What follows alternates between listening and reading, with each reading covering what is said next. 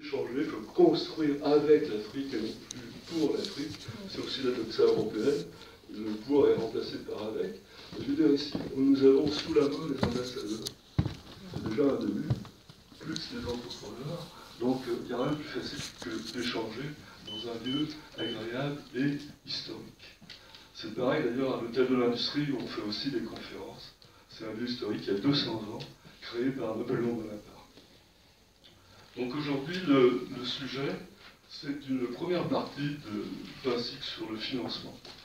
Et pour le traiter, nous avons le plaisir et l'honneur d'accueillir plusieurs ambassadeurs, à commencer par son Excellence Youssef Adala, qui est ambassadeur d'Égypte, son Excellence François Nkikou Nfourou, si je n'ai pas trop écorché votre nom, pardon.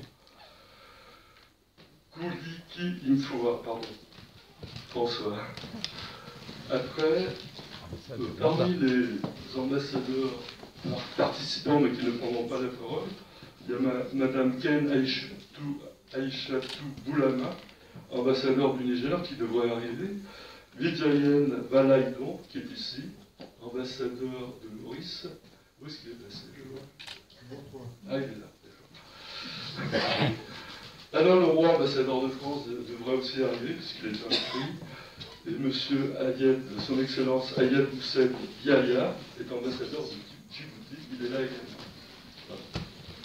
Donc, comme on va s'organiser en 2 vagues de 3 panélistes, je vais d'abord appeler les 2 ambassadeurs d'Égypte et du Rwanda, qui vont pouvoir s'installer là, et avec eux, Ziad voilà, qui est associé Mazar, France, et spécialiste des questions financières et de transactions. Donc, ensuite, on accueillera Mme Lucia Petri, qui est présidente de l'EPL Global France, qui est le leader mondial en matière de courtage d'assurance et des risques de crédit et risques politiques. Emmanuel Bosé, qui est là, qui est vice-président de Tinubu, qui est leader mondial, lui, des éditeurs de logiciels destinés au métier de l'assurance crédit. Et c'est une entreprise française qui a prospéré d'abord dans l'Afrique anglophone et qui maintenant vient sur l'Afrique francophone. Donc c'est un jeu à l'envers, mais qui réussit. Et puis, Madame Laetitia Bellou, qui est là également, qui est présidente de LB Global Consulting, qui propose des services et des conseils aux entreprises. Voilà, monsieur l'ambassadeur d'Égypte, nous vous écoutons. Mesdames et messieurs, bonsoir à toutes et à tous. Un grand plaisir pour moi de me retrouver avec vous cet après-midi dans ce lieu historique. Franchement, quand M. Mounou m'a parlé de ma participation dans cette session, je voulais justement savoir, parce que le thème est très général, et je lui ai demandé d'identifier 1 ou 2 sujets qu'il voulait que je me concentre dans mon intervention. Alors il m'a demandé de parler comment le gouvernement égyptien traite le secteur privé. Qu'est-ce que nous offrons au secteur privé, soit national et international. Je voulais juste vous dire quelques éléments très importants. Comment le gouvernement égyptien attache une grande importance aux investissements et aussi afin de créer un environnement attractif aux investissements directs étrangers surtout vu les différentes potentiels que l'économie égyptienne possède. Un document phare a été adopté fin décembre. Ce document s'agit de l'actionnariat des entreprises, qui prévoit un important désengagement de l'État du secteur productif au profit des investisseurs et du secteur privé en vue de porter la contribution de ce secteur privé à l'économie à 65% de l'an 2025. Actuellement, en 2021, c'était presque 30%. Alors l'objectif est d'accroître la contribution du secteur privé de 30% à 65% l'an 2025. Le renforcement du partenariat avec le secteur privé est également à la tête des priorités du gouvernement égyptien. Le gouvernement œuvre à renforcer le rôle du secteur privé dans les activités économiques et à accroître son implication dans l'activité économique, ainsi qu'achever les réformes adoptées par l'État à cet égard. Et enfin, créer un environnement économique favorable et attractif pour les investissements directs étrangers. L'année dernière aussi, l'Égypte, le gouvernement égyptien a lancé ce qu'on appelle la licence dorée pour les projets d'investissement qui, en bref, accorde une seule approbation et aussi accélère et facilite le processus pour tout l'établissement des projets prioritaires ou des projets nationaux.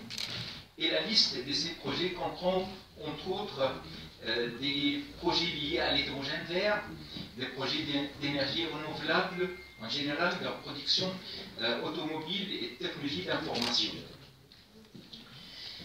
Je voulais me focaliser sur un secteur précis, c'est le secteur d'énergie renouvelable, qui est devenu une priorité pour le gouvernement égyptien. L'Égypte a élaboré une stratégie visant à porter la part de l'énergie renouvelable dans le mix de production électrique à 42% d'ici 2035. Et récemment, le gouvernement même a modifié ce pourcentage pour être plus optimiste et ambitieux et atteindre 50% d'ici 2040. De nombreux projets d'énergie renouvelable sont actuellement en cours de développement, notamment dans le domaine d'hydrogène vert, dans lequel plusieurs grandes entreprises françaises sont engagées. Je voulais rappeler que l'Égypte a signé en marge de la conférence de COP27 à Sharm el-Sheikh au mois de novembre dernier de nombreux accords avec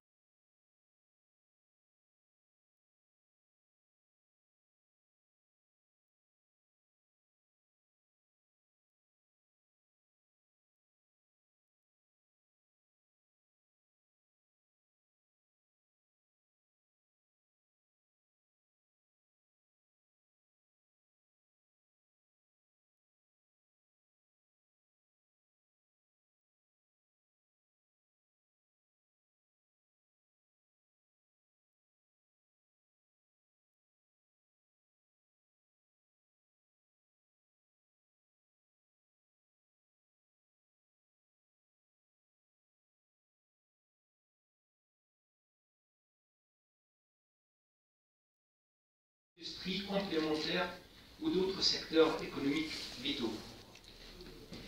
La zone économique aussi offre également de nombreuses exonérations aux investisseurs étrangers de droits de douane et taxes selon des conditions spécifiques. Elle accorde en plus des incitations détaillées compatibles avec les besoins de chaque secteur économique. Aussi, l'association de l'Égypte a de nombreux accords de libre-échange, soit au niveau africain ou au niveau arabe, donne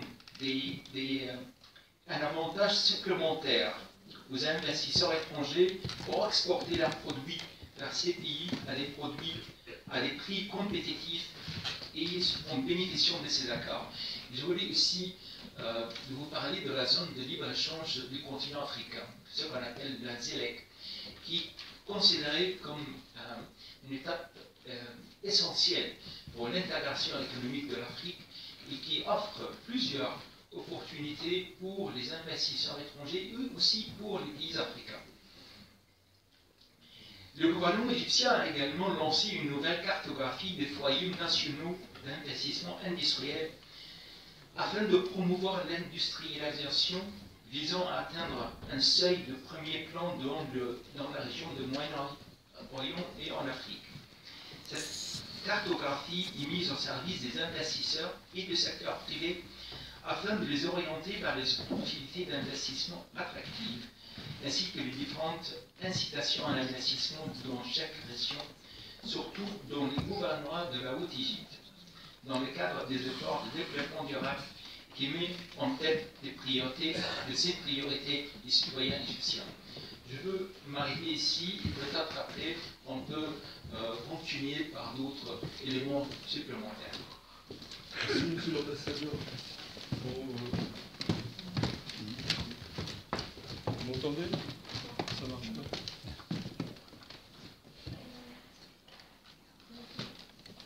Allô?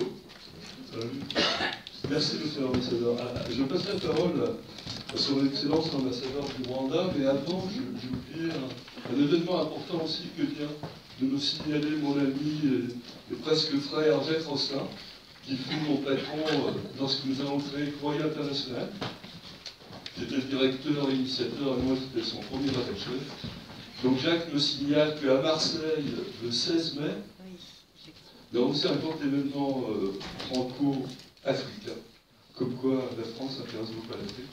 C'est le sommet Europe-Afrique, organisé par la Tribune, qui était un quotidien dont nous connaissons le fondateur, et qui est toujours un site internet et une entreprise qui fait beaucoup d'événementiels, notamment sur l'Afrique. Voilà, c'est dit, monsieur l'ambassadeur du Rwanda, ça fait quand même.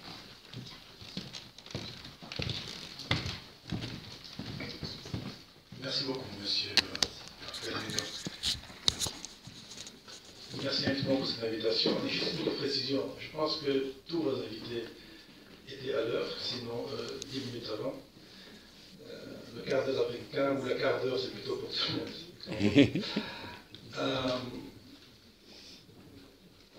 Les retardages, je pense, étaient dus à des grèves transport.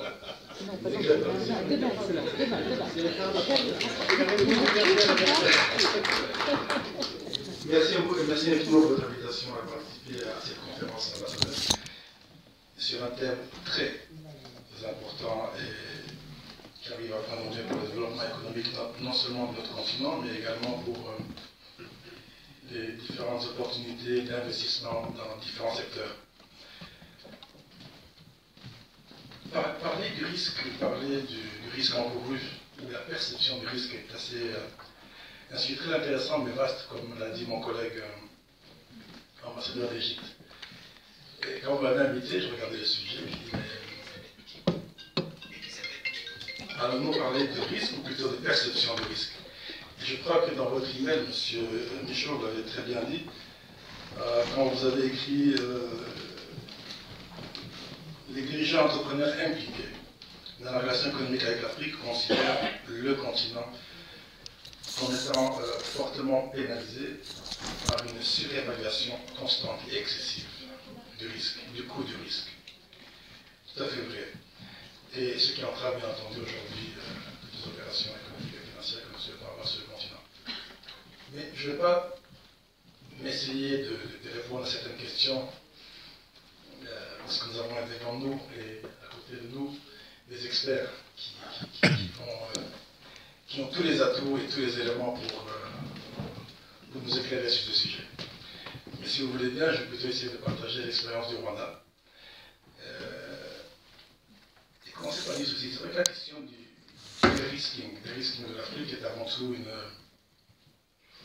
une question de perception.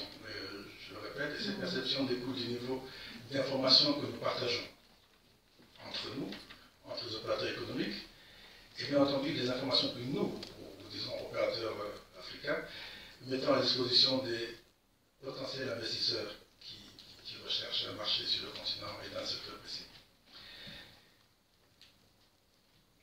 Quelles sont les informations que nous donnons? Sont-elles adéquates? Sont-elles mises à jour? Sont-elles celles que recherche un décideur X ou Y, européen, français, en l'occurrence en France? Sont-elles, je vais peut-être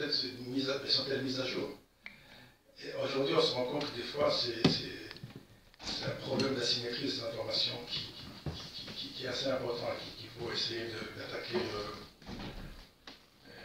au plus près. Et la perception du risque aussi, une chose importante sur laquelle je vais insister, c'est que la perception du risque du continent africain mérite d'être adressée non pas dans sa globalité, mais dans une spécificité pays par pays. Surtout, j'avais insisté sur ça parce que le titre met le risque africain, le risque... Alors si vous le permettez, je vais vous partager l'expérience du Rwanda et comment nous avons essayé de mettre en place des réformes qui ont pour objectif de réduire ou de limiter la perception de ces risques. Bien entendu, vous savez, il n'est jamais assez facile de parler du Rwanda en cette période sans nous en référer à l'histoire récente, une histoire qui est liée au génocide perpétré contre les Tutsis et au mois d'avril, depuis le 7 avril, depuis ce vendredi dernier, où nous commmémorons pendant 100 jours les nôtres. Alors, à la référence du Rwanda, le Rwanda connu comme pays des 1000 collines, nous avons depuis quelques années ajouté le pays des 1000 opportunités.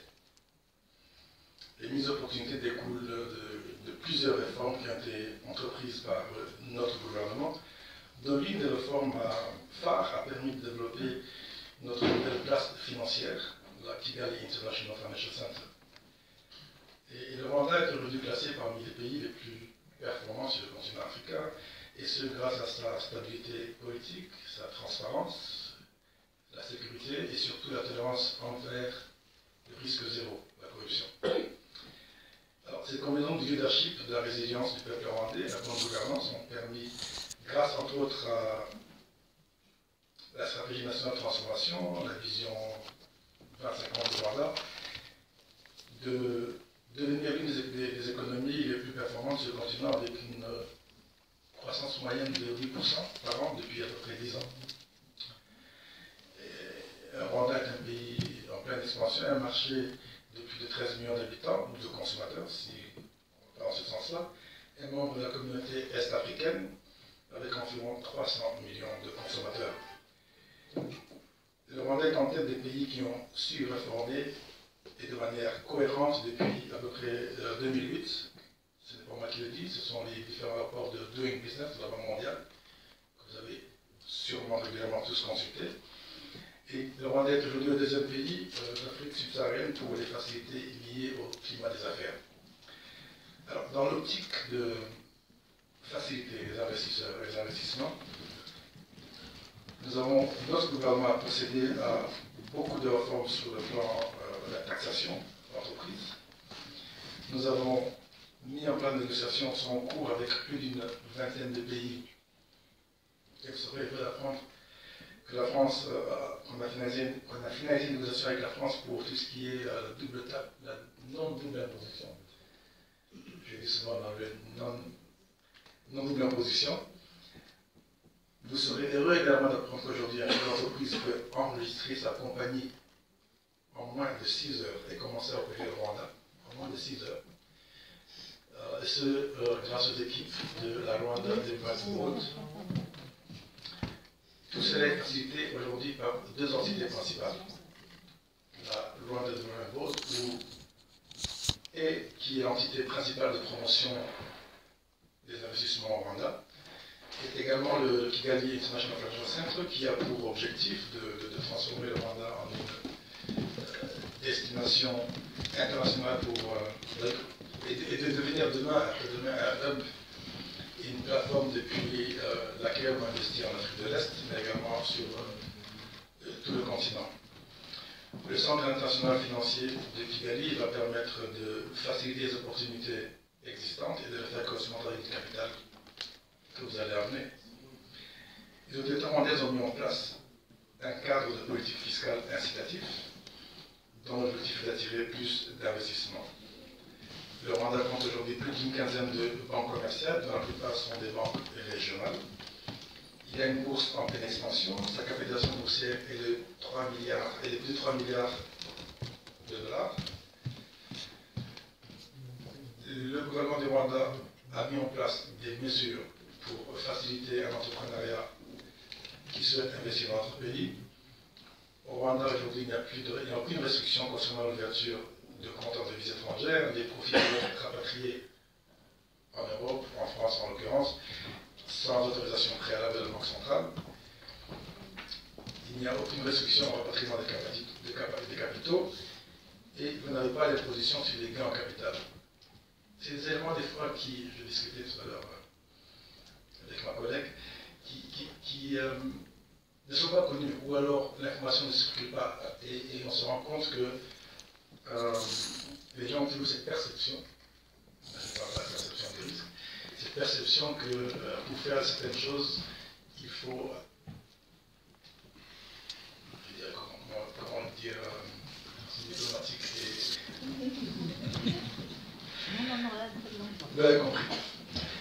Réduire la perception du risque, nous le faisons en essayant de développer notre centre financier international. Et les réformes que nous avons mises en place, en tout cas, sont en train de payer et de donner des résultats assez importants. Des réformes qui sont essentiellement aussi alignées sur quatre choses. Un alignement de toutes les procédures internes sur les standards internationaux, en termes de conformité et de transparence. La transparence au niveau du gouvernement, les index sont le Rwanda est parmi les 5 premiers sur le continent. L'index de corruption, le Rwanda est parmi les 5 premiers sur le continent. Un cadre législatif et fiscal attractif qui donne accès, entre autres, à différents véhicules d'investissement, aussi bien pour les investissements de pays sous les régimes de loi du Code civil ou de common law. Ce qui fait qu'aujourd'hui, des investisseurs à impact tels que les trust funds ou les investissements des pays de Commonwealth peuvent être opérés au Rwanda. Taux d'imposition, je vous ai dit, réduit pour les véhicules d'investissement tels que les investment holdings ou les fonds d'investissement. Et l'élargissement du portefeuille, tout à l'heure, je l'ai mis dans nos double imposition, qui est en train de se faire. Nous avons également des partenariats avec des centres financiers, aussi bien en Europe. Là, je donne deux exemples, le Luxembourg et la Belgique. En Asie, avec le Singapour. Au Moyen-Orient, avec le Qatar. Des partenariats qui nous permettent aujourd'hui de promouvoir des investissements au Rwanda et bien entendu sur le reste du continent. Des partenariats également ont été mis en place avec des investisseurs africains et internationaux tels que Afrique Invest, BPI France et des associations du secteur privé. Je vais également m'arrêter ici, nous allons continuer la discussion après. J'avais promis à M. Michaud de faire un peu moins de 10 minutes, j'espère que je vais réussir. Merci.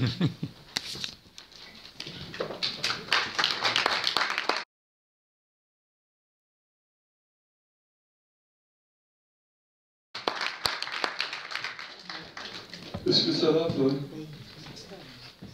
Derrière, je sais pas. Monsieur l'ambassadeur, merci. Vous savez, les gens qui apprécient le plus les modérateurs, c'est précisément ceux qui respectent le temps imparti. Voilà. Donc, après cet éclairage sur chacun des deux pays, on va passer la parole à M. Ziad Boukil, qui est expert en fait dans ces matières chez Mazars, et donc il va nous faire un tableau, on va dire, de l'écosystème global, même si chacun ici sait évidemment qu'il n'y a pas une Afrique, plusieurs Afriques. Enfin, de temps en temps, on peut quand même oser quelques généralités. Cher Ziad, à toi la parole. Merci Alfred, bonjour à toutes et à tous, et merci encore pour l'invitation, pour le choix de cette thématique dans le timing actuel. Et merci, messieurs les ambassadeurs, pour votre contribution. Et je suis ravi sur le fait que vous avez assisté sur le secteur privé et le climat des affaires, parce que, comme vous le savez, le secteur public et le secteur privé vont de pair. Le secteur public se nourrit du secteur privé et le secteur privé se développe grâce aux bonnes politiques publiques qui émanent des États. Donc, comme vous le savez, le continent africain est un continent qui est en plein développement depuis plusieurs décennies maintenant, qui a démontré une forte capacité de résilience, notamment pendant la crise Covid, et qui présente aussi aujourd'hui des défis importants, notamment sur le plan démographique. Comme vous le savez, il y a une forte croissance démographique en Afrique. Il y a, selon les dernières estimations de l'SFI, environ 450 millions de jeunes Africains qui vont arriver sur le marché de l'emploi à horizon 2050. C'est l'équivalent de la population européenne à 27 pays. Donc, c'est une course contre la montre, si je puis dire, et ce qui nécessite donc, bien évidemment, la mise en œuvre des bonnes politiques d'investissement pour accompagner cet enjeu démographique et créer de la croissance économique et du développement dans les pays africains. Ça, c'est le postulat de base, et comme vous le savez, la notion du financement également est très liée à la notion du risque, parce que pour pouvoir se financer ou accéder au financement, bien évidemment, l'étape indispensable et préalable, c'est l'appréciation du risque et de la capacité de remboursement de la dette, ce qui permet donc aux États ou au secteur privé d'accéder au financement et de définir la capacité de financement et aussi la tarification qui peut avoir aussi un impact important sur les investissements réalisés. On ne peut pas parler du risque aujourd'hui et du financement du continent africain, de l'achat du secteur public et du secteur privé, sans parler du contexte, comme on le sait. On a enchaîné les crises ces dernières années, des crises mondiales. Après la crise Covid, donc, nous avons eu la crise ukrainienne, ou la guerre en Ukraine, qui continue, qui se poursuit, avec des impacts importants en termes d'inflation, en termes d'accès aux denrées alimentaires, en termes de hausse des taux. Et on a vu depuis quelques semaines aussi quelques défaillances de banques internationales aux États-Unis et en Europe aussi, avec l'affaire Crédit Suisse, donc, qui est une banque plus que centenaire. C'est une banque systémique à l'échelle mondiale qui a créé un certain climat de défiance aussi à l'échelle mondiale. Et donc tout ça aussi, c'est des éléments de contexte qui sont à prendre en considération, qui ont des impacts aujourd'hui sur les marchés financiers, sur les capacités de financement et sur la perception du risque. Donc les États africains aussi sortent un peu fragilisés du contexte Covid, parce qu'on a vécu une sorte d'effet ciseau, baisse des recettes compte tenu du ralentissement économique, et d'un côté donc une augmentation donc, des besoins pour financer les budgets. Et donc il y a une sorte de pression aussi qui s'est créée. Selon les dernières estimations du FMI, donc le besoin de dette extérieure pour le continent africain est chiffré à plus d'1 milliard de dollars, plus de 400 milliards de dollars, pardon, à horizon 2025, et cette révision, donc cette estimation a été révisée à la hausse compte tenu des impacts du Covid, en sachant qu'aujourd'hui, le montant total de la dette extérieure de l'ensemble des pays africains est de l'ordre de 1000 milliards de dollars, soit 36% du PIB africain. Donc l'Afrique a besoin, à horizon 2025, de 40% du volume de sa dette actuelle, ce qui est quand même un montant important sur un horizon de temps assez court. Si je parle aujourd'hui des spécificités du marché financier de capitaux en Afrique, donc au niveau des États, naturellement, la première source de financement, c'est les recettes locales. Et donc c'est un point important parce que pour avoir un État fort et mettre en place des politiques publiques pertinentes et de moyen long terme, ça nécessite aussi la capacité de mobiliser des ressources pérennes qui sont souvent complétées donc, par de la dette extérieure, soit auprès des marchés financiers à travers des émissions obligataires ou à travers des titres concessionnels. Et pour le secteur public privé africain, on est sur un modèle qui est fortement financé par la banque de détail classique, complété par quelques investissements privés. On a vu ces dernières années l'émergence du private equity. Donc aujourd'hui, il y a un vrai enjeu au niveau du continent africain pour renforcer et diversifier les recettes locales au niveau des pays. Donc ça passe naturellement par le renforcement du secteur privé, par l'amélioration du climat des affaires, par aussi l'inclusion du secteur informel, parce que comme vous le savez aujourd'hui, dans le continent africain, et en particulier en Afrique subsaharienne, 50% de l'économie opère dans l'informel, donc l'ensemble de ces opérateurs ne sont pas intégrés au niveau des recettes fiscales, dans le système bancaire, etc.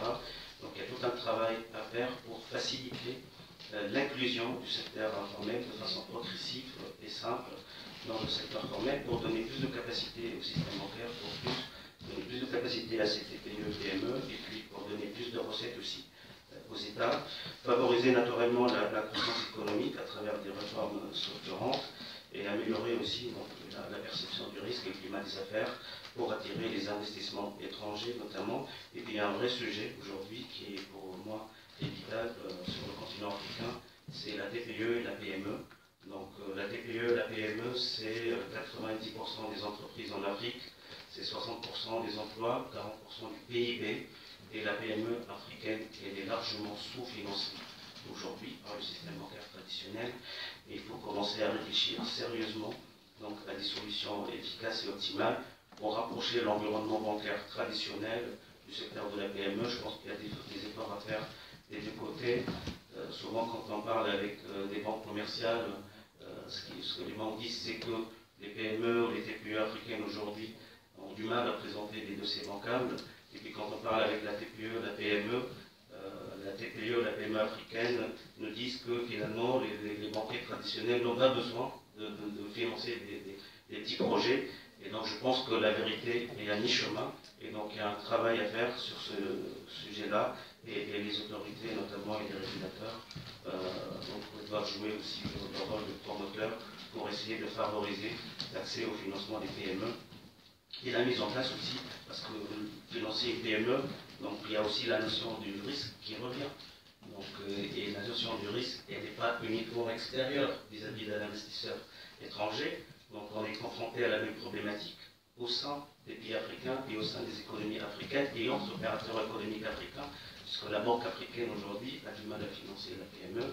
Et donc il faudrait aussi réfléchir à quelques mécanismes de mitigation de risque, de garantie, qui pourraient créer des effets de levier et faciliter donc l'accès au financement à la PME africaine qui joue un rôle important dans le développement économique et social sur le continent. Voilà. Je vais m'arrêter là pour l'instant. Merci.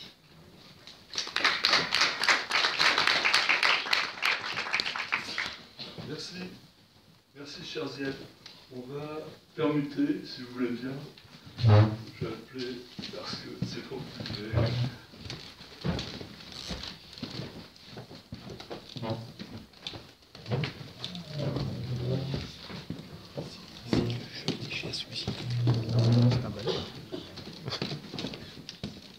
Alors, j'appelle Lucia Petri.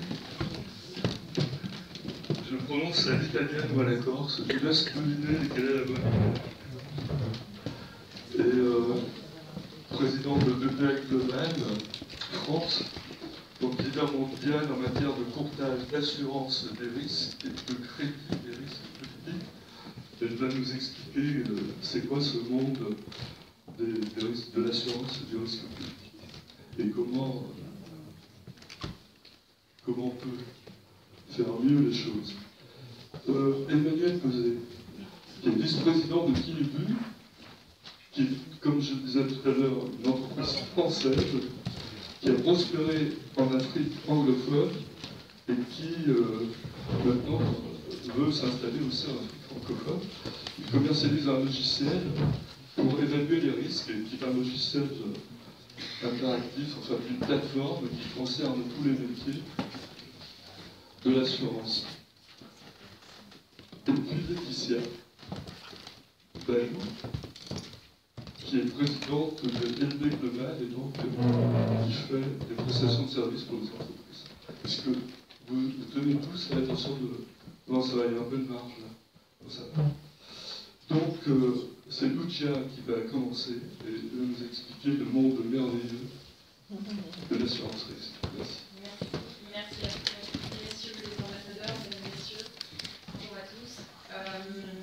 Effectivement, donc on va poursuivre cette étude. Alors moi, je vais pas faire un focus pays, notamment en parlant de l'activité par différence que les personnes qui sont là, mais parler de manière plus générale de la manière dont l'assurance des risques politiques, qui inclut les risques crédits, peuvent répondre de façon efficace à la question comment dérisquer l'Afrique. D'abord, peut-être juste en deux mots, BPL Global, nous sommes effectivement leaders dans le courtage de l'assurance des risques politiques. Nous sommes dédiés à cette activité, nous ne faisons que ça. La maison mère est anglaise, elle a été créée il y a 40 ans, elle est localisée à Londres. La filiale française que je dirige a été créée il y a plus de 20 ans.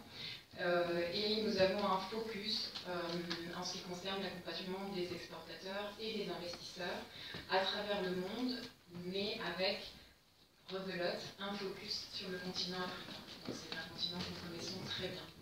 BPL, juste en 3 chiffres pour entrer dans le vif du sujet. En 2022, nous avons facturé plus de 560 millions de primes d'assurance. En matière d'encours de risque, c'est-à-dire les risques politiques que nous avons actuellement au portefeuille, en janvier 2023, nous avions à peu près 70 milliards de dollars. Et en ce qui concerne les montants indemnisés depuis la création de BPL en 1983, ça représente plus de 3 milliards de dollars, avec des capacités de récupération qui sont assez intéressantes pour les assureurs, mais j'y reviendrai. Le risque politique, qu'est-ce que c'est? Souvent, c'est peu connu. Donc je le répète, nous avons une activité de courtier, nous ne sommes pas assureurs, mais je vais vous présenter ce marché, encore une fois, qui est un marché dynamique, peu connu. L'assurance des risques politiques, c'est une assurance de niche, qui est un petit peu à la frontière entre l'assurance, la finance et le droit, puisque vous êtes sur des solutions flexibles, qui accompagnent les exportateurs, comme je le disais, les investisseurs, mais également les banques ou les traders.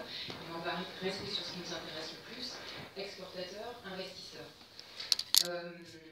C'est donc un métier, c'est donc une assurance peu connue, excusez-moi, donc une assurance de niche, qui est finalement le pendant de ce que peut-être vous connaissez mieux, ce que font les agences crédit export à travers le monde. Et ça, c'est pour la partie investisseur et financement des opérations à l'export, ou la MIGA en ce qui concerne l'accompagnement des investisseurs. Donc ici, on s'intéresse plus aux problématiques de confiscation. Quand on parle du marché des risques politiques, et pour quelles raisons ça apporte une solution, ne serait-ce que partielle, dans l'atténuation des risques, parce qu'on a beau faire le maximum pour rédiger correctement un contrat, ou avoir une législation et une réglementation qui va répondre favorablement, qui va être attractive vis-à-vis de l'étranger, la réalité c'est que depuis toujours, et plus particulièrement depuis la crise sanitaire, on vit dans un monde où la géopolitique est particulièrement instable, et le marché des risques politiques répond favorablement à des besoins de flexibilité, à des besoins de rédaction de contrats sur mesure. Ça veut dire quoi? Ça veut dire que vous avez, en tant que courtier, c'est ce que nous faisons, vous avez une soixantaine d'assureurs qui sont capables d'être mis en compétition, en concurrence, et ce, au bénéfice d'exportateurs, et donc, in fine, au bénéfice des échanges commerciaux, notamment des pays que vous représentez, messieurs, aujourd'hui. Ça veut dire que dans des situations, dans des pays compliqués, ou dans des zones, parce qu'en fait des pays compliqués, très souvent ça ne veut rien dire, on s'intéresse plus à une localisation, on s'intéresse à un type de contrat, est-ce que c'est stratégique, est-ce que ça ne l'est pas? Eh bien, malgré les sirènes des médias, il y a des solutions qui permettent de favoriser les échanges internationaux et de ne pas stopper ces échanges commerciaux. Une soixantaine d'assureurs qui sont mis en concurrence, des capacités qui sont particulièrement importantes et des durées de couverture qui sont très longues. Ça veut donc dire qu'on peut aussi bien sécuriser des contrats de type, je ne sais pas, de l'ingénierie, des contrats de livraison, quel que soit le domaine, ça va, je ne sais pas, de la défense à des couches transverses, mais également des contrats d'exploitation, et ici je renvoie à des problématiques d'investisseurs, c'est-à-dire l'exploitation d'un actif dans un pays étranger. Quand on parle de risque politique, alors je n'ai pas le temps de rentrer dans le détail, mais sachez que côté exportateur, ce que l'on va faire, on va prendre un contrat et on va essayer de baquer ce contrat. Donc en gros, de combler les trous dans la raquette. Parce que c'est ce que je disais un petit peu plus tôt dans la conversation. Vous avez beau avoir un contrat particulièrement bien rédigé, la réalité c'est que vous avez un certain nombre de choses qui peuvent s'échapper, et en tout état de cause, il y a des aléas un petit peu partout dans le contrat, vous avez une clause de force majeure, par définition la force majeure échappe à la volonté des parties, et vous avez beau mettre en place, j'y reviens, une réglementation, une législation, un cadre très attractif, Ça se passe au niveau de l'État. Et il y a des situations de fait qui échappent à l'État, et notamment ce sont les violences politiques.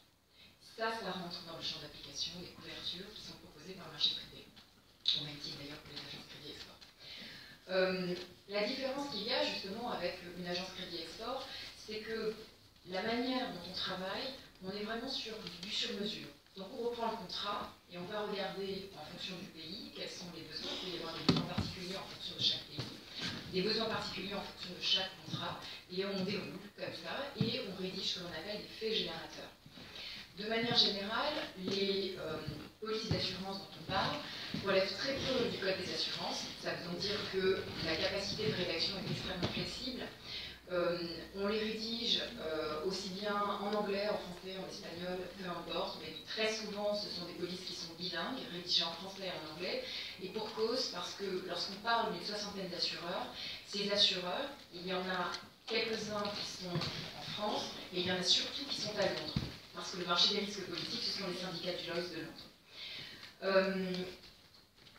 En termes de risques couverts, pour vous donner des exemples, encore une fois, puisque je n'ai pas beaucoup de temps, ça renvoie à des modifications de législation, à de la discrimination, à des appels abusifs de caution, à du non-respect de certaines obligations. Vous pouvez avoir une clause de force majeure, par exemple, qui est extrêmement bien rédigée, mais qui est assortie d'une obligation de paiement, qui pèse sur votre acheteur, qui ne sera pas respectée, par exemple. Ça, c'est pour la partie exportateur. Vous avez, si on s'intéresse maintenant aux investisseurs et dépendant des investisseurs au niveau public, je vous le disais, c'est le milliard. Ici, on va s'intéresser plus à des problématiques de bilan que l'on protège, de la maison mère, bilan de la maison mère, avec tout ce qui renvoie aux notions de confiscation, d'expropriation, la problématique de la remontée des dividendes ou de l'inconvertibilité des devises. Encore une fois, quel que soit le type de produit d'assurance que l'on va mettre en place, l'objectif et la réalité de notre marché, c'est une grande flexibilité, des solutions sur mesure, et avec chaque assureur qui aura une manière particulière d'apprécier le risque. En d'autres termes, on peut avoir sur un pays qui n'est pas forcément très risqué des difficultés à couvrir une opération simplement parce que ce pays pour lequel, à propos duquel des exportateurs ont été particulièrement friands, ça veut donc dire qu'il y a des échanges commerciaux qui sont très importants et une demande en matière d'assurance des risques politiques est très importante. Ce pays sera surexposé. Cette surexposition, ça signifie qu'il n'y a plus assez de capacité. La capacité, c'est une enveloppe financière dont dispose chaque assureur, dont dispose aussi des banques par ailleurs. Et donc, on a une surexposition du marché qui fait qu'on aura plus de difficultés à couvrir certaines opérations ou au contraire, une capacité disponible à loisir et qui nous permettra une sécurisation plus aisée. Je ne sais pas si j'ai... C'est bon, je peux continuer après. Excusez-moi, parce que c'est difficile de gérer le temps sans on a fait un peu de problème de roulement. On va aller jusqu'à la deuxième partie tout de suite. La deuxième partie était prévue que vous fassiez un cas d'espèce un peu abstrait. Alors, voilà, on alors va parler de Cobos. Oui, alors je ne vais pas pouvoir vous faire une présentation d'un cas particulier, simplement parce qu'on est sur des contrats confidentiels. Par contre, je peux vous donner plusieurs éléments intéressants. Les risques politiques, ce sont des risques catastrophiques. Donc on est sur des polices d'assurance avec des risques à hauteur de plusieurs millions d'euros. Et fort heureusement, on n'a pas une demande d'indemnisation et un claim régulièrement. Ce n'est pas du dégât des eaux. Ceci étant dit, sur ces dernières années, on a vu, pour vous donner un échantillon des risques qui se sont réalisés, on a eu des problématiques de budget au niveau de l'État, en particulier pour les États dont le budget dépend de la manne pétrolière ou gazière. Pour autant, on a eu des difficultés, mais derrière, nos clients ont été indemnisés et des récupérations ont été effectuées. On a eu des problématiques qui étaient en lien simplement, en fait, si je peux dire, avec de la mauvaise foi, c'est-à-dire qu'on a des difficultés entre les parties, un silence radio qui fait que pas d'approbation des milestones de paiement, pas de paiement éventuellement. On a eu, vous pouvez vous douter, alors pas dans notre portefeuille, mais il y a eu beaucoup de sinistres avec l'Ukraine dernièrement. Au niveau de l'Ukraine, les sinistres que l'on a pu voir, ce sont principalement des sinistres qui ont été en lien avec les sanctions internationales, mais également en lien avec des violences politiques. Nous avions pas ça en portefeuille, heureusement, mais on aurait pu avoir cette difficulté. On a pu voir aussi des problématiques de remontée de dividendes depuis la Russie, ce qui ne va pas vous étonner. Ce que je voulais vous dire aussi, parce que je pense que c'est intéressant d'un point de vue pratico-pratique, lorsque on met en place des polices d'assurance, la façon dont fonctionne le processus d'indemnisation, vous faites une demande d'indemnisation, vous avez un délai constitutif de sinistre de 180 jours. En d'autres termes, pourquoi 180 jours? Parce que c'est plus une expérience de marché et in fine une espèce de market practice, parce qu'on est sur des contrats internationaux. Il peut y avoir des problématiques qui retardent l'exécution du contrat, qui retardent les paiements, sans pour autant qu'il y ait de véritables difficultés, et in fine un claim au titre du contrat et au titre de la police d'assurance. Au bout de ces 180 jours, vous pouvez demander à être indemnisé, vous avez un certain nombre d'obligations à respecter, de même du côté des assureurs. Et après ça, ce qu'il faut garder en tête aussi, c'est que les entreprises qui sont couvertes voient ensuite les assureurs exercer ce que l'on appelle le recours subrogatoire. Donc en d'autres termes, elles deviennent, ces entreprises, ces assureurs, ils deviennent créanciers, et donc ils ont la capacité de pouvoir aller récupérer leur bille dans le cadre de la juridiction du contrat. Voilà ce que je peux vous dire très rapidement. Je suis absolument à votre disposition pour discuter plus longuement de ce que l'on peut faire sur le marché des risques politiques. Mais assurément, lorsque l'on s'interroge sur comment peut-on maintenir des échanges commerciaux, voire même plus que les maintenir, les créer ou les développer, l'assurance des risques politiques est une solution intéressante.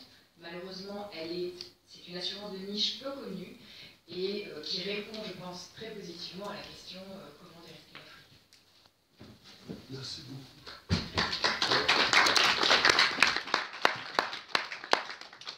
Alors, c'est Emmanuel qui va prendre la parole maintenant. Alors pareil, on va accumuler les deux tempos. Avec ça, il n'y aura pas trop de changements. Très bien. Merci. Très bien. Alors, comment ça s'appelle ça? Bonjour. Merci à tous d'être venus nous écouter, nous entendre. Merci à Alfred de m'avoir invité. C'est très intéressant en fait de passer après vous, monsieur l'ambassadeur, messieurs les ambassadeurs et vous, Zied, parce que en fait vous débroussaillez le terrain pour mettre en valeur ce que nous apportons. Alors qu'est-ce que Tinubu, alors tout de suite que les choses soient claires, Tinubu n'a rien à voir avec le président actuel du Nigeria. C'est un hasard historique. Mon frère qui a commencé sa carrière au Nigeria et qui a créé Tinubu avait décidé que si un jour il créait une société, il appellerait Tinubu. Mais ça n'a rien à voir. L'histoire nous a rattrapés. Ensuite, qu'est-ce que c'est Tinubu? Tinubu, c'est une société qui fournit et qui est leader mondial dans ce domaine, qui fournit aux assureurs crédits et aux sociétés de caution, surety bonding, les systèmes qui leur permettent de faire leur métier, de A jusqu'à Z, depuis le portail de communication avec les assurés et les courtiers, voilà, et de la partie centrale qu'on appelle le back-end en anglais, qui est la partie qui est celle dans laquelle l'assureur va travailler. L'assurance crédit, c'est quelque chose à quoi nous croyons beaucoup, parce que tout simplement, d'abord on a quelques raisons historiques si vous voulez. Moi j'ai été courtier dans le passé, je sais que ça marche bien et que c'est très utile, mais mon grand-père était un des fondateurs de la SFAC, vous voyez, pendant la Deuxième Guerre mondiale, il s'occupait des risques de ce qui est devenu tout à relais. Mon frère a été directeur commercial de l'Hermès pendant des années. J'ai travaillé avec mes oncles qui étaient des courtiers. L'assurance crédit, c'est le métier que je connais, et s'il est aussi passionnant, c'est simplement parce que, en fait, c'est un pilier fondamental de l'économie. Et ça, ce n'est pas assez mis en valeur et en exergue. Pourquoi? Ben, tout simplement parce que l'assurance crédit, c'est le système qui permet d'installer la confiance. Ce qui est le plus nécessaire dans le commerce, c'est de se faire confiance. Eh bien, quand vous avez un intermédiaire qui est l'assureur crédit et qui dit à la société A, ne t'inquiète pas, tu peux vendre à la société B, parce que je les connais, et d'ailleurs, tu vas leur vendre, et si tu as un problème avec eux, c'est moi qui vais être remboursé. C'est magique. Alors, moi, quand j'avais 18 ans, j'ai travaillé comme stagiaire à la SPAC. À l'époque, j'étais employé aux écritures, il n'y avait pas d'informatique, ça n'existait pas naturellement, et on recevait des demandes par courrier. À l'époque, la Poste faisait bien son travail. En 24 heures, en fait, on recevait la demande, on inscrivait dans un livre. C'était traité en 24 heures, et en fait, les 48 heures de temps de tempo permettaient aux inspections locales auxquelles on téléphonait d'aller prendre des renseignements auprès des entreprises locales. Éventuellement, ils prenaient sa voiture, l'inspecteur, et voilà. Et donc, ils collectaient l'information et on offrait la garantie, on apportait la garantie ou on la refusait très rapidement. L'intérêt de l'assurance crédit, c'est que déjà, dès le début, elle permet, grâce à ce travail d'analyse du risque, c'est ce qu'on appelle la prévention, elle permet de faire le tri entre, passez-moi entre le bon grain et l'ivraie. C'est-à-dire, il y a des entreprises qui méritent d'être garanties et d'autres qui ne le méritent pas. Pourquoi? Parce que simplement, c'est toujours été comme ça, il y a des gens qui sont sérieux et d'autres qui ne le sont pas. Ce qui est dommage, en ce qui concerne une grande partie de l'Afrique, c'est qu'il y a plein de petits entrepreneurs et de moyennes et petites entreprises qui sont prêtes à faire des tas de choses, mais le problème, c'est qu'elles n'arrivent pas à se financer. Or, le premier moyen de se financer, c'est le crédit. Si votre client vous fait crédit, vous avez le moyen si votre fournisseur vous fait crédit, vous avez le moyen, en fait, de produire grâce au crédit qu'il vous fournit. Par ailleurs, si vous vendez à votre client,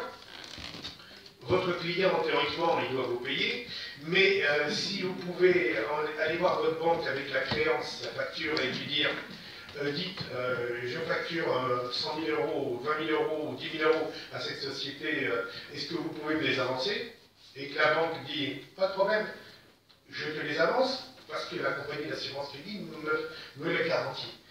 Là, vous voyez, des deux côtés, qu'il s'agisse du fournisseur ou qu'il s'agisse du client, l'assurance crédit joue un rôle de facilitateur, un rôle fondamental. Alors, on a l'habitude, souvent, dans des colloques comme celui-ci, de parler des garanties à l'exportation. Moi, c'est ce que je m'acharne à répéter aujourd'hui à mes interlocuteurs en Afrique et au Moyen-Orient, et ils l'ont compris, et maintenant c'est évident, c'est, messieurs, pensez d'abord au crédit fournisseur ou au crédit client local, régional. Il faut que les petites entreprises rwandaises puissent vendre aux plus grandes entreprises rwandaises dans un système de confiance absolue, de manière parfaitement fluide. Si vous avez le moyen de faire cela, c'est là que vous allez stimuler votre tissu de petites et moyennes entreprises. Et ensuite, vous en aurez certainement qui viendront d'exportatrices, sans doute. Mais d'abord, il faut que les petites et moyennes entreprises aient le moyen de se développer localement. Et le seul moyen sérieux et pratique, et qui ne coûte pas en fait d'argent, puisqu'il s'agit juste d'apporter des garanties. Alors on va dire, oui, mais l'assureur, lui, il prend des risques. Bah, écoutez, en fait, le métier de l'assurance crédit, c'est un beau métier, puisque moi, je ne révélerai rien en disant que Euler Hermès est aujourd'hui quasiment la vache à lait de l'Alliance. Enfin, non, c'est l'Alliance 13, mais Hermès, c'est sur le même cas. Pourquoi? Alors, vous à mon avis, boucheront un peu loin, mais pourquoi? Parce que, en fait, ce qu'on appelle le loss ratio de l'assureur crédit, il est théoriquement entre 50 et 60%. Ça veut dire qu'il va reverser 50 ou 60% de ses primes à l'indemnisation. Et comme les primes sont très importantes, en fait, il s'y retrouve aujourd'hui, l'assurance crédit est un métier qui est mieux rémunéré que celui de la property casualty, life, etc. Ça, c'est sans aucun doute. Alors, Tinubu apporte des systèmes en SaaS. Et en SaaS, c'est Software as a Service. Ça veut dire qu'en fait, c'est dans le cloud. Vous avez avec simplement un ordinateur portable, une équipe de 4 gars dont on espère à peu près compétents, mais on peut les former, eh bien, ils peuvent démarrer une compagnie d'assurance crédit. Ça, c'est quand même très bien. Nous avons vu, par exemple, Etihad Credit Insurance aux Émirats Arabes Unis, ils ont démarré en 2018. J'ai reçu un coup de téléphone de Massimo Falcioni, qui avait été nommé par l'émir de Dubaï. Il m'a fait venir, il m'a dit Emmanuel, il faut qu'on commence en 6 mois. Je dis pas de problème. Et on a formé son petit noyau de personnes, ils ont commencé à travailler, et aujourd'hui, Etihad Credit Insurance, c'est un vrai succès. Par ailleurs, l'Égypte a choisi aussi notre système, Export Guarantee of Egypt. L'excellente et retraitée Berbat Soltan, une femme d'une poigne et d'une énergie merveilleuse pour laquelle j'ai pour toujours une admiration extraordinaire. Malheureusement, elle nous a été arrachée l'an dernier, mais elle était géniale. Elle a décidé, elle aussi, elle avait reçu la mission en tant que patronne d'Export Bank of Egypt de redémarrer, de faire connaître une compagnie d'assurance crédit. Elle a très bien fait son boulot. Malheureusement, elle nous a été arrachée un peu tôt. Et aujourd'hui, à cause de la crise ukrainienne, qui assèche les finances de l'Égypte, qui a 120 millions de personnes à nourrir, et qui paye au prix fort aujourd'hui les farines et tous les aliments dont elle a besoin, eh bien, il y a un petit problème de moyens financiers, ce qui freine naturellement le commerce et l'activité d'export de mais je sais que la Banque centrale d'Égypte est tout à fait motivée pour soutenir le redémarrage en plus grand, même éventuellement, d'export de Egypt. Je me permets d'attirer l'attention sur un point. Je vais parler 2 secondes du Rwanda. Je suis allé sur le site, puisque je venais ici, du Rwanda Development Board. Vraiment, je vous félicite parce que le site est vraiment bien fait. On voit qu'il y a des gens qui ont compris ce dont il s'agissait, ce que ça voulait dire permettre à l'économie de se développer, et notamment dans les premiers éléments qu'il y a là-dedans, c'est, attention, chez nous, la corruption zéro. Alors, franchement, félicitations, parce que ça, c'est vraiment, effectivement, un vrai problème. Parce que vous savez, aujourd'hui, le problème numéro 1, pourquoi est-ce qu'il y a des pays qui n'adoptent pas une solution comme celle qu'on apporte, qui n'est même pas chère? C'est simplement qu'on rende compte des ministres, tant pis, hein, je me lâche, je peux me permettre, qui nous disent « Ah ben là, c'est parfait ça, alors je vais le faire, on y va, très bien. » Vous allez voir mon secrétaire d'État, vous parlez avec lui. Ouais, le secrétaire d'État, on lui expose, le ministre, oui, très bien. Écoutez, vous allez voir le sous-secrétaire d'État, et puis il va tout mettre au point avec vous. Et le sous-secrétaire d'État, je dirais réellement, d'ailleurs il est anonyme à cet instant, lui dit « Oui, mais moi, qu'est-ce que ça me rapporte ?» Oh, je suis désolé, monsieur, on ne fait pas ça. On ne mange pas de ce pain. Et c'est bête, mais c'est un souci en Afrique. Alors, il y a des pays qui aujourd'hui en Afrique se développent. C'est quand même frappant de voir que le pays d'Afrique qui est le plus puissant, le plus dynamique commercialement, est l'Afrique du Sud. L'Afrique du Sud a 3 assureurs crédits. Vous avez CGIC, vous avez Hola, vous avez Lombard. Plus, vous avez l'ICA, l'Export Credit Agency locale, qui est ESIC. Vous avez vraiment un appareil d'assurance crédit. En Égypte, vous pourriez avoir 2 ou 3 compagnies d'assurance crédit, ça ne serait pas du tout anormal. Et je vais conclure en disant, pour expliquer pourquoi nous, on croit autant à l'assurance crédit, c'est simple. Regardez comment se sont fait les 30 glorieuses de la France. Sortie de la guerre, la France a la SFAC. Je vous ai parlé de mon grand-père, il y avait 3 fondateurs. Il y avait la COFAS, qui était en fait une émanation de la SFAC au départ, et qui est devenue un élément d'assurance crédit export pour l'État. Et puis, il y avait l'assurance crédit, sœur, enfin, parce que c'était des Belges, c'était la Guerline Namur, qui est devenue Atradus aujourd'hui, qui apportait aussi des garanties sur le marché français. Du coup, le taux d'assurance, le nombre d'entreprises assurées crédit en France était considérable. Et c'est ce qui vraiment a facilité le développement de l'économie, et c'est ce qui est... C'est vraiment un élément très important du développement des 30 Glorieuses. Il n'y a pas de raison qu'en Afrique, on n'utilise pas la même méthode et qu'on ne fasse pas la même chose. L'assurance crédit, je le dis, je le répète, il y a sa dimension politique, mais il y a d'abord l'assurance crédit commerciale classique. Pour le développement du tissu économique local, c'est indispensable, et régional, c'est indispensable. Il faut que les pays africains puissent commercer entre eux d'une manière fluide, rapide, efficace et en toute confiance. Et voilà pourquoi je plaide pour l'assurance crédit. Je vous remercie de votre attention. Un vrai plaidoyer, merci Emmanuel. Aussi d'avoir évoqué votre grand-père, ça peut surprendre l'auditoire, mais moi je fais partie des gens qui croient que tout a une histoire, et l'économie aussi, et les entreprises familiales aussi, enfin, ou les métiers familiaux. Donc ça nous réconcilie avec le temps passé en se projetant dans l'avenir. Maintenant, on a écouté Laetitia.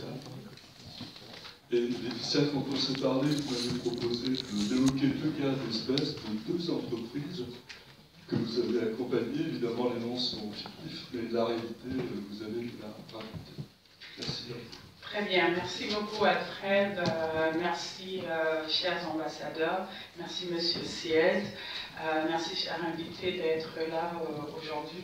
Je suis Laetitia Balou, je suis la directrice et la fondatrice du cabinet LP Global Consulting, Leading Businesses, qui est un cabinet de conseil en stratégie, management et organisation dans les métiers de la finance, les ressources humaines et le marketing. Nous intervenons dans toutes les étapes de vie d'une entreprise, dans la phase de création. Nous les accompagnons dans tout ce qui peut être études de marché, études de faisabilité, business plan, levée de fonds. Et dans la phase de développement, on les accompagne dans la conduite des projets, restructuration et dans du conseil en stratégie, management, dépendant des problématiques qu'ils ont au sein de leur entreprise.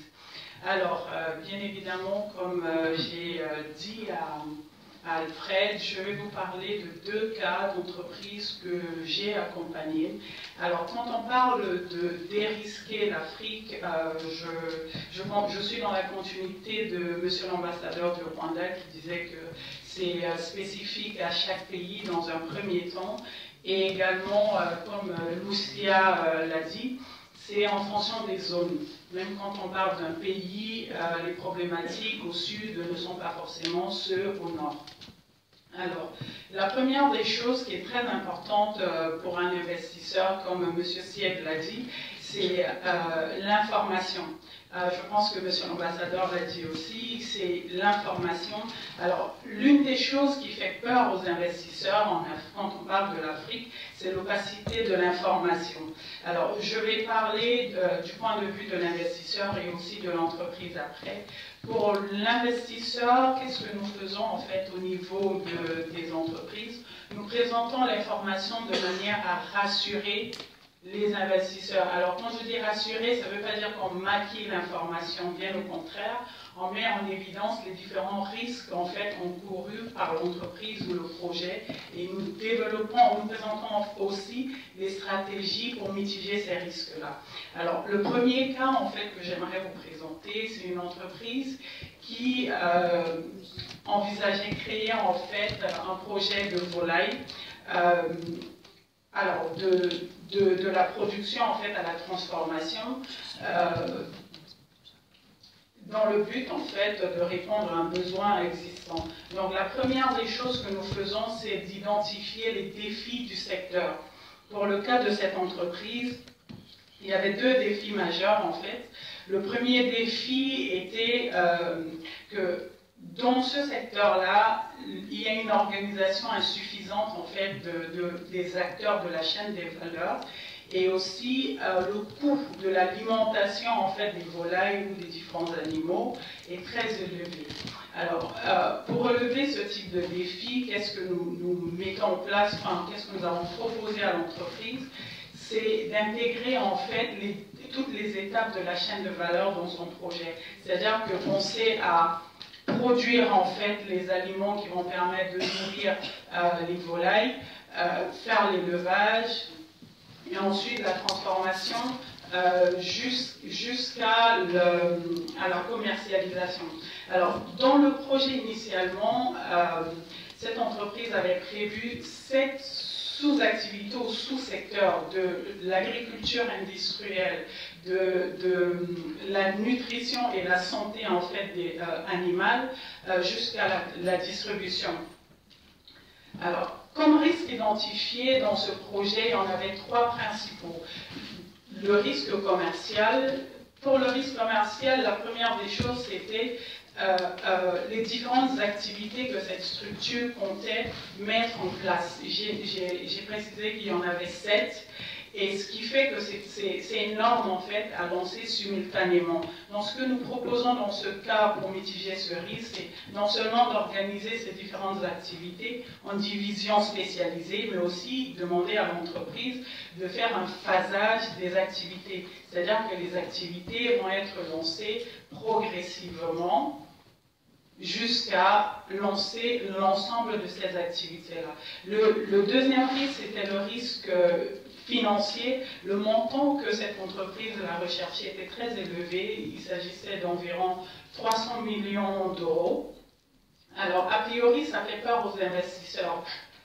Ce que nous demandons, enfin, la réponse au risque commercial est une partie de réponse à ce risque-là, parce que le fait de phaser en fait les activités permet de lever des montants séquencés. C'est-à-dire qu'on va faire une première levée de fonds ou une recherche de financement de 30 millions, ensuite 50 millions, avec un cahier de charges particulier. Et le fait de finaliser en fait une première phase débloque la phase suivante, ce qui est plutôt rassurant pour les investisseurs. Le dernier risque, et qui est le risque le plus important souvent, c'était un risque opérationnel, notamment l'équipe dirigeante et fondatrice de ce projet n'avait pas toutes les compétences requises pour faire l'ensemble des activités qu'elle voulait faire. Alors, ce que nous avons pensé à mettre en place, c'est non seulement recruter, mais aussi former les acteurs déjà là, ceux qui sont déjà dans l'entreprise, mais aussi mettre en place des partenariats stratégiques. Et ils avaient notamment commencé à discuter avec une structure ici en France pour mettre en place un transfert de compétences. Ce qui permet en fait de mitiger l'ensemble de ces risques-là. Et c'est un document que nous préparons et nous présentons aux investisseurs pour les rassurer. L'une des choses importantes, c'est que le fait de ne pas avoir une vue d'ensemble sur les risques auxquels les investisseurs peuvent être confrontés est aussi une raison de réticence des investisseurs. Donc le fait de présenter des risques clairement et mettre en place et proposer, parce qu'après les investisseurs peuvent avoir eux aussi leur stratégie pour mitiger ces risques-là, parce qu'ils font souvent une contre-analyse en fait des études que nous présentons. Alors, le deuxième cas, c'était un cas dans l'électroménager. C'était la création en fait d'une usine de fabrication des produits électroménagers, réfrigérateurs, climatiseurs, congélateurs, dans une zone en fait qui n'a aucune usine de ce type. Ça, c'est le premier challenge en fait de ce secteur-là. Et le besoin, je pense que M. Ciel a parlé de la population grandissante en Afrique, le besoin est d'autant plus important dans ces zones-là où on peut quand même généraliser ce point, c'est partout en Afrique en termes de la croissance en fait de la population. Les différents risques sont les mêmes de manière typologique, un risque commercial. Alors dans ce projet-là, la spécificité, c'est qu'ils ont noué des partenariats stratégiques, un partenariat stratégique avec un constructeur autant pour moi chinois, et qui était unique. Donc le premier risque commercial ici, c'est la dépendance à ce partenaire stratégique. Le partenaire stratégique devait à lui seul fournir les matières premières et également le transfert de compétences, la fabrication en fait de ces produits électroménagers. Donc, ce premier risque-là, pour le mitiger, il y a deux choses que nous avons fait. Non seulement lier en fait cette structure, les deux structures d'une obligation en fait de transfert de compétences en formant les personnes localement, mais aussi en développant d'autres partenariats stratégiques pour permettre d'avoir un backup au cas où le partenaire principal ferait défaut de quelque manière que ce soit. Alors, le deuxième risque financier ici, c'est que dans les études qui nous avaient été présentées, l'estimation de revenus en termes de volume était trop optimiste. À ce moment-là, ce qu'on préconise, c'est de refaire une analyse, une contre-analyse pour vérifier ces données-là. Parce que si nous mettons en place, si nous avons un investisseur voit un projet qui est trop optimiste, il peut aller se casser la gueule rapidement. Donc la meilleure chose à faire à ce niveau-là, c'est vraiment de refaire une contre-analyse pour se rassurer que les données sont celles que nous annonçons. La deuxième chose, c'est que dans les prévisions qu'ils avaient présentées, le revenu stagnait à un certain moment. Parce qu'au même moment, la capacité de production de cette entreprise-là arrivait à son maximum, à cette échéance-là. Donc, ce que nous avons préconisé, c'est de mettre en place des services qui allaient permettre de se différencier des autres en fait, fournisseurs sur le marché. Il y a une chose que j'ai oubliée dans les risques commerciaux, il y a une forte concurrence de la brocante, des produits de seconde main dans cette zone-là, à un prix plutôt raisonnable a priori, mais le fait d'importer en fait des matières premières dans le pays coûte 2 fois voire 3 fois moins qu'importer les produits finis et de seconde main. Donc ce delta en fait permettait justement d'avoir des produits à un prix défiant cette concurrence-là, de 1. De 2, on a initié des discussions pour demander soit de surtaxer les produits de seconde main, enfin les brocantes, ou de les interdire complètement.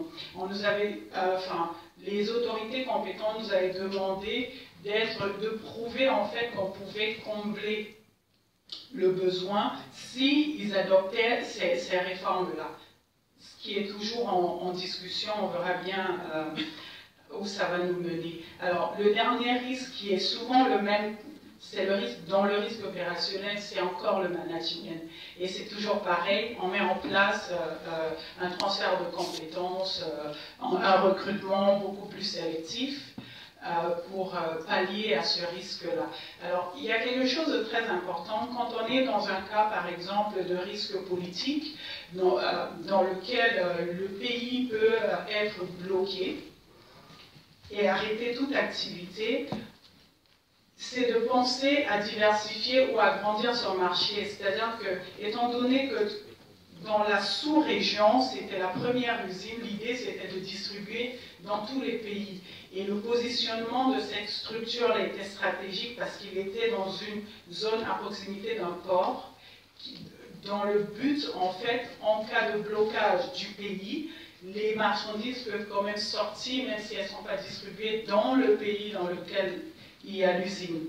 Donc voilà un peu le type de risque, le risque auquel les entreprises ou les projets peuvent être confrontés et comment nous essayons de les mitiger.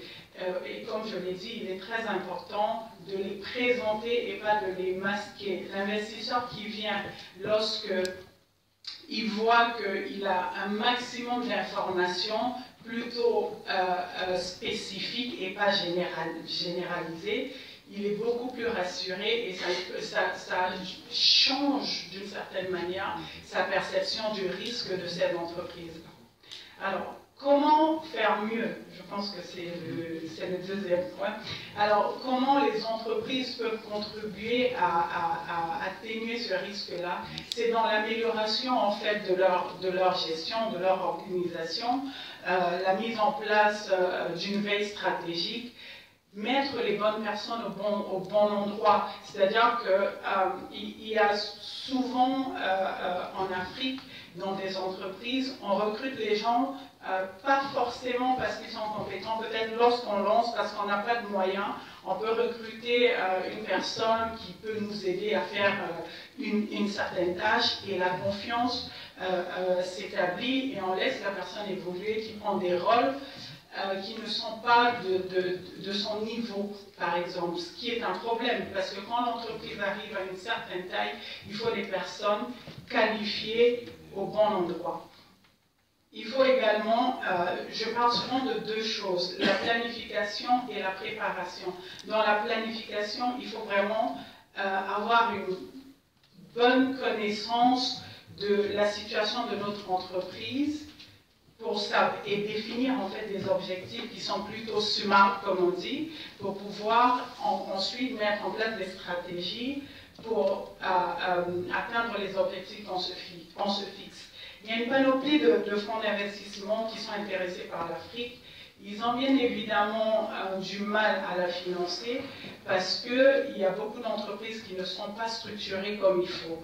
Et donc, c'est très important cet accompagnement à la fois technique et financier. Un accompagnement et financier. Est-ce que j'ai encore le temps ou c'est bon? Alors, merci.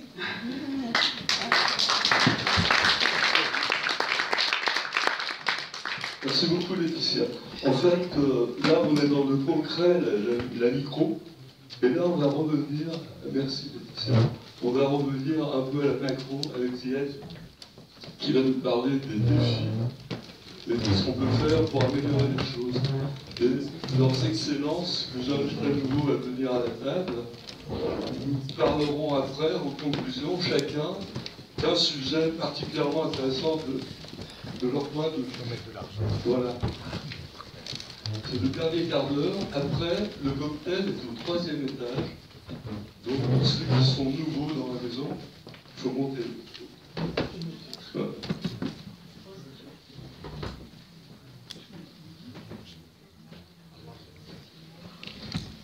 Merci. Après, beaucoup de choses ont été dites, donc je vais essayer d'éviter les doublons et d'aller à l'essentiel. Donc, comme on avait évoqué tout à l'heure, le financement, la capacité de financement est directement liée à la perception du risque, ou à la mesure du risque.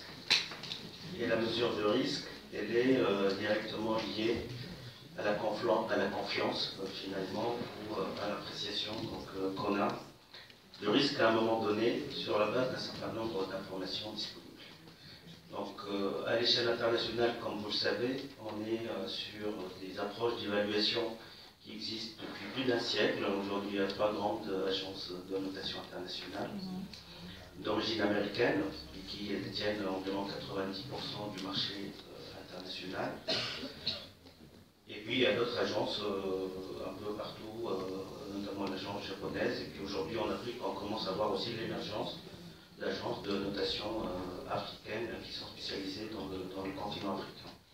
Donc l'approche de risque retenue par ces agences, qui aujourd'hui constitue une référence, donc ça c'est la réalité des marchés financiers, est basée sur une approche quantitative combinée avec une approche non quantitative. Donc l'approche quantitative, c'est des données macroéconomiques, c'est un taux d'endettement, un taux de croissance, c'est un certain nombre d'indicateurs de développement humain et social, combiné aussi avec une appréciation qualitative ou non financière par rapport à un certain nombre de critères liés à la stabilité d'un pays, au risque politique que vous avez déjà évoqué, à la visibilité et à la qualité de la gouvernance.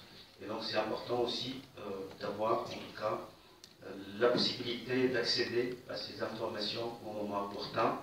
Et la mise à disposition de l'information et la création de bases de données, de politiques de communication vis-à-vis du marché, vis-à-vis des investisseurs, et aussi de donner de la visibilité sur la vision d'un pays, sur ses orientations stratégiques, sur les niveaux d'avancement des projets de façon transparente, sur l'allocation aussi des financements par rapport aux objectifs initiaux constitue en tout cas un point important pour donner plus de transparence, pour donner toute l'information nécessaire aux agences de notation qui permettent, in fine, donc d'apprécier la qualité du risque et la capacité de financement et même la tarification inhérente à chaque financement.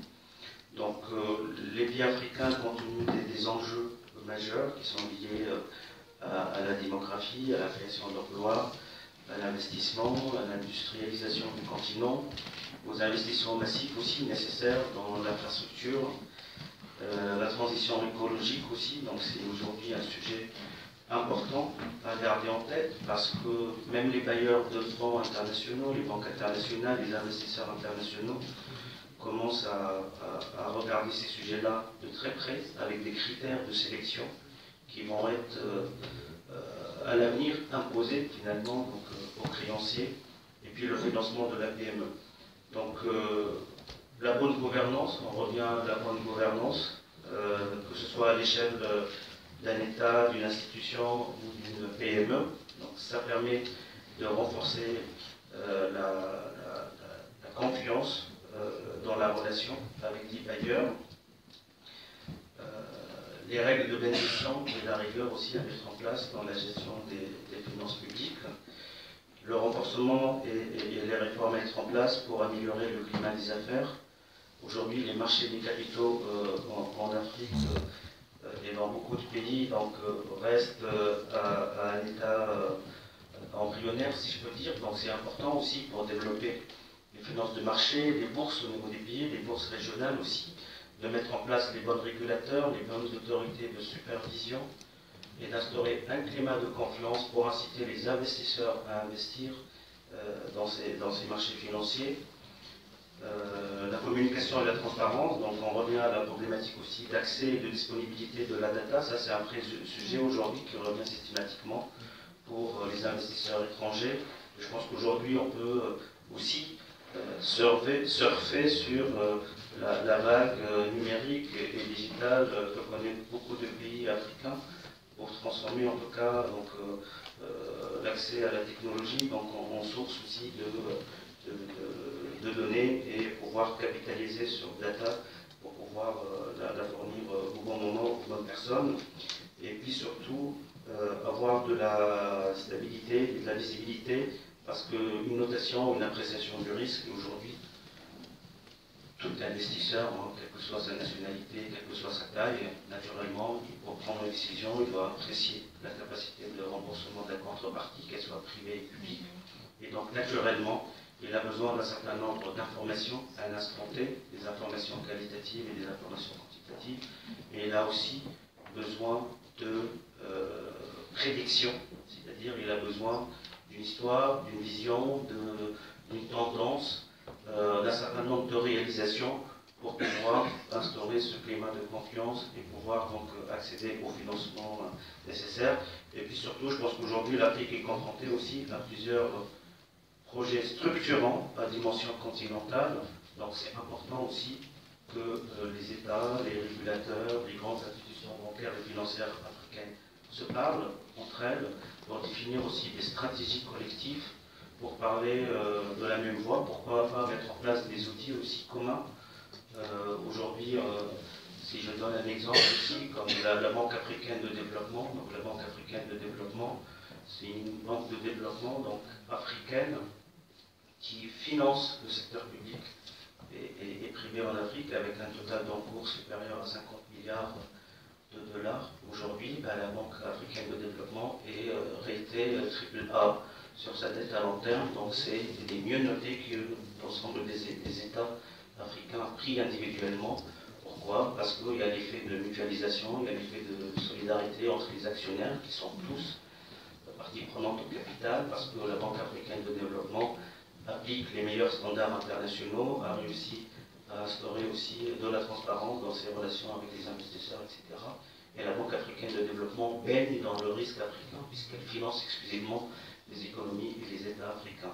Donc j'ai d'autres exemples aussi dans le secteur du private equity. Aujourd'hui, depuis une vingtaine d'années, on a vu l'émergence d'un certain nombre de fonds d'investissement d'origine africaine et qui sont dédiés au financement du secteur privé africain. Et ces fonds d'investissement arrivent à lever des milliards et des milliards d'euros, de dollars sur le marché international à des conditions très favorables pour financer le secteur privé africain. Donc il faut qu'on prenne aussi ces belles réussites et ces success stories comme exemple, parce que je pense qu'il n'y a pas de facilité et les enjeux sont tellement importants qu'il faut vraiment voilà, aller collectivement d'une seule voie et avancer pour atteindre l'objectif, pour renforcer donc, les capacités de financement et de développement sur le continent. Merci. Merci Ziel. Et surtout devoir terminer sur une note positive, parce que la première partie de votre propos est effrayée du boulot immense qu'on a devant nous. Donc, la deuxième partie serait aussi intéressée son Excellence l'ambassadeur du Rwanda, parce que je crois qu'il veut faire son focus sur les infrastructures. Non? Vous avez changé? J'ai changé. Voilà. Allez-y, à vous la parole. Oui, bah, c'est l'ambassadeur d'Égypte qui ne fait pas. D'accord. Très bien, très bien. Merci encore, Alfred. Monsieur Ziet a parlé de pratiquement coupé une partie de ce que j'allais dire, et ce qui fait que je vais vraiment parler en très peu de minutes. On va consacrer le résultat à mon ami Youssef. Je vais revenir sur le problème du risque et la perception de ce risque, parce que si j'insiste sur ce point, c'est, et je termine encore, merci pour la conclusion qui revient sur les choses qui se réalisent aujourd'hui avec des banques africaines, des private equity africaines qui arrivent à lever des fonds importants sur le marché. Parce que la perception du risque a changé depuis. Ce n'est pas encore terminé, il y a encore beaucoup à faire, il reste beaucoup à faire, mais elle a déjà changé et elle évolue. Elle évolue assez bien. Mais il y a d'autres risques qui sont liés, des fois, au projet. Je crois que vous en avez parlé, madame. Le risque inhérent au projet. Que pouvons-nous faire? Qu'allons-nous faire? Comment peut-on accompagner ces entreprises? Tout à l'heure, quand on a parlé au téléphone ce matin, je disais que j'avais les infrastructures, mais je me rends compte que les entreprises privées ou le secteur privé n'a pas beaucoup d'infrastructures, parce que c'est aujourd'hui, on parle d'infrastructures routières, ferroviaires, énergie, qui demandent beaucoup de financement, et qui des fois intéressent plus les grandes banques comme la Banque africaine de développement, AFC, la Banque mondiale, et bien entendu la Banque mondiale. Sans oublier la Banque européenne d'investissement. Des institutions financières qui aujourd'hui financent beaucoup ces secteurs-là. Mais ce n'est pas assez, parce qu'on dit, et les statistiques le montrent, nous avons besoin d'un financement du secteur privé. Nous avons besoin tous d'un secteur privé plus dynamique. Un secteur privé qui reçoit des financements à des coûts beaucoup moins importants que ceux qui sont proposés aujourd'hui. Alors, oui, vous avez parlé d'orientation, de Fitch, d'autres institutions. La Banque africaine de développement, depuis pas mal de temps, elle a un triple A. Le Rwanda, nous avons recours régulièrement au Fitch Rating, nous avons un B+. Mais, mis à part les financements BAD, les financements EIB, les financements AFC, les autres financements restent assez élevés. Et là, je parle pour les financements auxquels les entreprises, les PME et PMI peuvent recourir. Alors, comment faire en sorte, et là je pose la question aux experts qui sont ici avec nous, comment faire en sorte pour réduire ce coût des financements, qui est, encore une fois, lié au risque, ou à la perception du risque. Moi, je vais insister sur la perception du risque, si vous le permettez. Maintenant, on va parler du risque politique, d'accord, qui est couvert, merci beaucoup.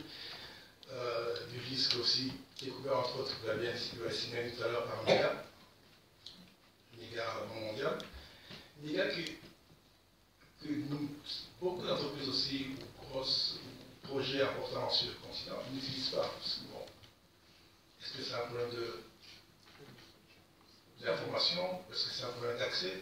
Et encore une fois, ça dépend du projet, du montant du financement du projet. Un autre risque sur lequel je voulais faire allusion, que vous n'avez pas parlé, c'est le risque lié à la dépréciation de la monnaie dans certains de nos pays. Oui, il est là, il est présent. Beaucoup d'économies africaines ont réussi à l'atténuer grâce aux politiques macroéconomiques assez prudentes et une gestion saine des réserves de change. Mais les crises ici ou là, la crise dans la région, en Europe, a affecté aussi cette économie. Et c'est des crises non contrôlées qui font aujourd'hui en sorte que ce risque est également pris en compte. Un risque de sortie. Risque de sortie, et encore ici, ce risque peut être réduit par le développement du marché financier. Nous essayons de le faire au Rwanda et dans la région. Une meilleure protection des droits des investisseurs et bien entendu la suppression prudente de certaines restrictions relatives aux comptes de capital. Vous avez beaucoup insisté, et je suis d'accord avec vous, sur l'amélioration du climat des affaires. Très important. Cette amélioration du climat des affaires va permettre, demain, après-demain, de voir plus de participation des secteurs privés européens ou autres sur le continent. Alors, qui dit amélioration du climat des affaires, dit aussi essayer d'innover. Et nous avons au Rwanda essayé récemment d'innover avec des nouveaux mécanismes de financement. Et je partageais avec vous ce qui a été créé récemment, et c'était à Sharm el-Sheikh, l'année dernière, durant le COP27, où le Rwanda a mis en place un IM Invest, c'est un fonds d'investissement, un joint venture entre le Fonds vert du Rwanda et notre banque de développement du Rwanda. C'est un nouveau mécanisme d'investissement innovant qui a permis tout de suite de lever 100 millions de dollars pendant le sommet de Sharm el-Sheikh. On a un objectif de le monter à 500 millions de dollars d'ici quelques mois, comme capital de base, mais ce fonds comprendra entre autres une facilité de préparation de projets, offrant des subventions, une facilité de crédit et de prêts conditionnels, et bien entendu une garantie de crédit. La mise en place de son fonds a pour objectif pour nous d'essayer d'inciter à encore avoir un peu plus du secteur privé dans le financement vert. Innovation quand même au niveau du gouvernement, un nouveau mécanisme qui a été mis en place, dont l'objectif est essentiellement d'avoir le secteur privé qui intervient dans ce secteur-là. Je termine en tout cas en remerciant M. Mignot pour cette invitation et vous dire que je vais encore envie de prendre des commentaires et des questions s'il y en a. Merci beaucoup. Merci. Merci, monsieur l'ambassadeur de Belgique. Vous allez conclure en fait. Et après, on va tous aller dessus. Merci. Merci, monsieur Mignot. Je pense beaucoup a été déjà dit. Et je vais pas répéter beaucoup de points très importants qui ont été mentionnés par plusieurs orateurs. Simplement, il y a un seul point que je pense qu'on n'a pas beaucoup parlé. Le fait, pas seulement de mitiger ou d'atténuer les risques, mais aussi d'éliminer ces risques. Et là, comment faire pour dérisquer l'Afrique? Le thème de notre session est un thème très important que je vois la communauté internationale doit multiplier les efforts pour qu'on puisse vraiment dérisquer l'Afrique.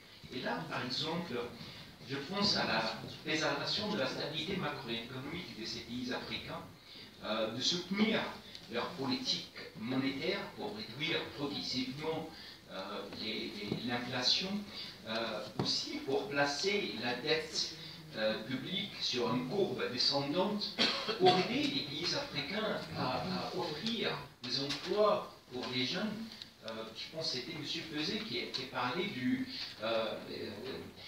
d'1 million d'Africains chaque année qui tapent la porte du marché du travail.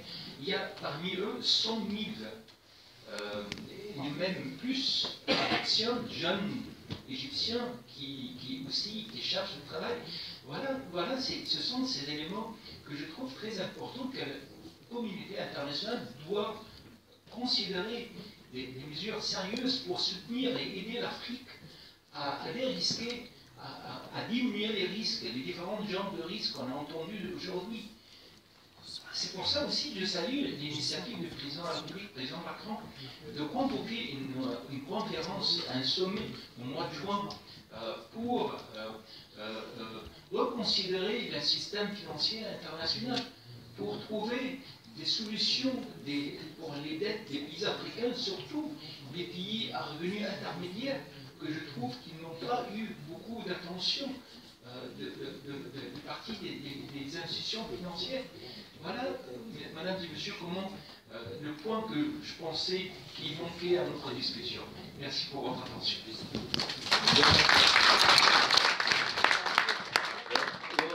On a peut-être dit encore un peu la numérique de François.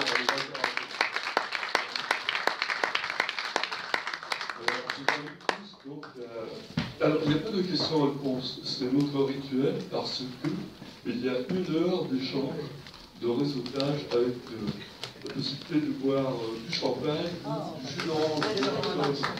La prochaine conférence, ce sera le 30 mai, ici même. Et le sujet, pardon. C'est le ramadan pour certains. Non, c'est pas. Bon, enfin, en tout cas, le 30 mai, et le sujet, ce sera le monde arabe, par les pays du Golfe et l'Afrique. Voilà.